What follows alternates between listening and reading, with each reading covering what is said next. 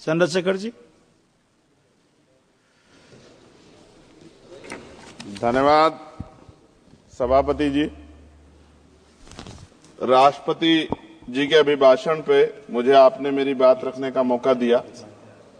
मैं जातिगत जनगणना से शुरुआत करूंगा जिसकी देश को जरूरत है, क्योंकि जनगणना होगी तो आंकड़े आएंगे तो जो बजट दिया जा रहा है वो सही तरह से लोगों तक पहुंच पाएगा, उस बजट का लोगों को फायदा होगा।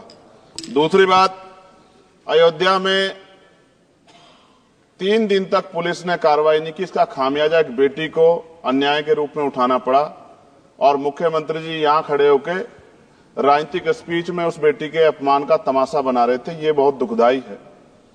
साथ साथ कुंभ में जिनकी जान गई उनको मैं श्रद्धांजलि देता हूं और मुख्यमंत्री जी को आपके माध्यम से कहता हूं कि वो सूची दे दे तो मुआवजा सब लोगों तक पहुंच जाए। बहुत अच्छी बात है। एक आईना सर मुझे दिखाना है देश भर की सरकारों को।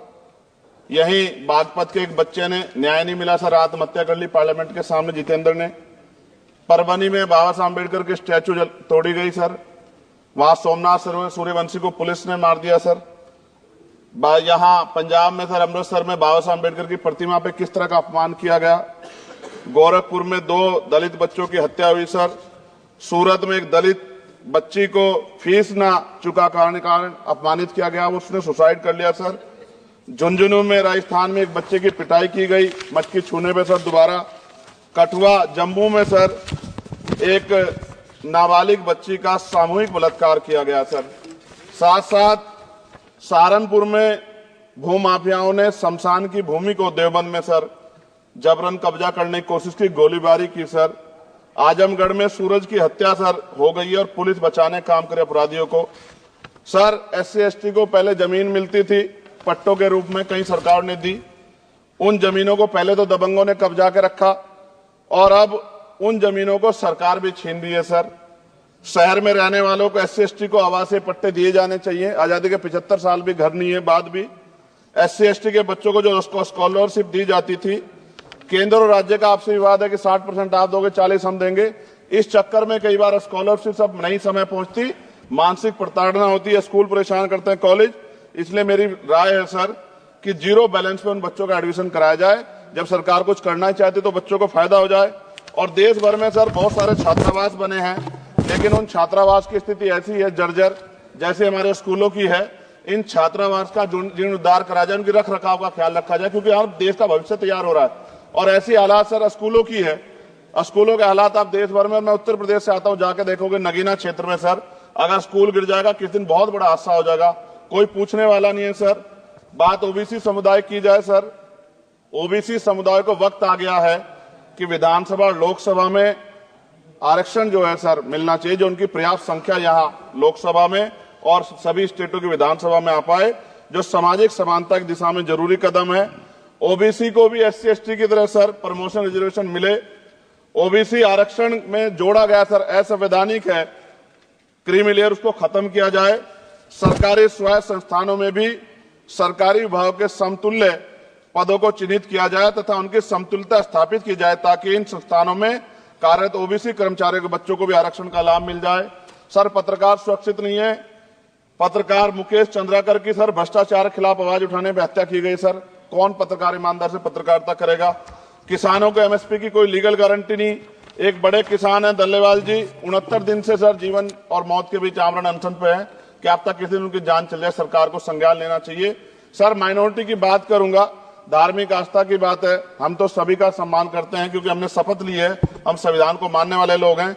लेकिन सर बड़ौत में भगवान आदित्यनाथ निर्वाण लड्डू पर्व के दौरान दुर्घटना हुई, 8 लोगों की जान चली गई, श्रद्धालुओं की 75 घायल है, सरकार ने संज्ञान नहीं लिया।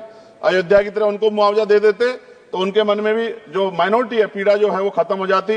न्यायालय द्वारा पारित आदेश के बावजूद जैन समाज को जैन महातीर्थ गिरनार जूनागढ़ गुजरात पे पूजा करने रोका जाए, जो उनके मौलिक अधिकार का उल्लंघन है सर। बरेली में सार्वजनिक रूप से हजरत पैगंबर मोहम्मद साहब के खिलाफ सार्वजनिक अपमानित गाने चलाए गए। क्या सर मुसलमानों की धार्मिक आस्था का सम्मान नहीं होना चाहिए? उनका भी तो आजादी में योगदान है। और इनको अपराधियों किसका संरक्षण है कि खुलेआम इतने इस तरह गाने बजा के अपमानित कर रहे हैं। संभल की हिंसा में सर 74 लोगों की गिरफ्तारी हुई है और वहां के मुस्लिम डर के साए में है। सरकार बेगुनाहों की गिरफ्तारी बंद करे।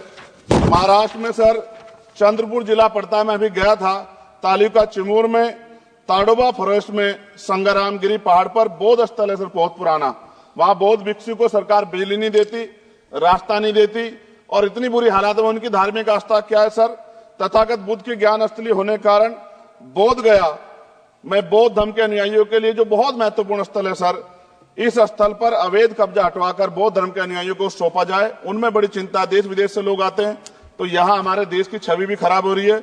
और अभी 12 फरवरी को सदगुरु रविदास जी महाराज की जयंती है और 14 अप्रैल को बाबा साहब अम्बेडकर की, 11 अप्रैल को राष्ट्रपिता ज्योतिबा फुले। इनको मानने वाले लोग नए कार्यक्रम करना चाहते हैं। अभी जिस विचार की सरकार है सर, वो तो कोई कार्यक्रम कर लें, लेकिन अगर ये कार्यक्रम करना चाहते हैं तो इनको कोई छूट नहीं है और नई परमिशन नहीं मिल रही। खत्म करूंगा सर, अंत में थोड़ा सा और रह गया सर, इसको खत्म करूंगा। लेकिन सर मैं जानना चाहता हूं, क्या सरकारी पैसे पे एक ही धर्म का अधिकार है?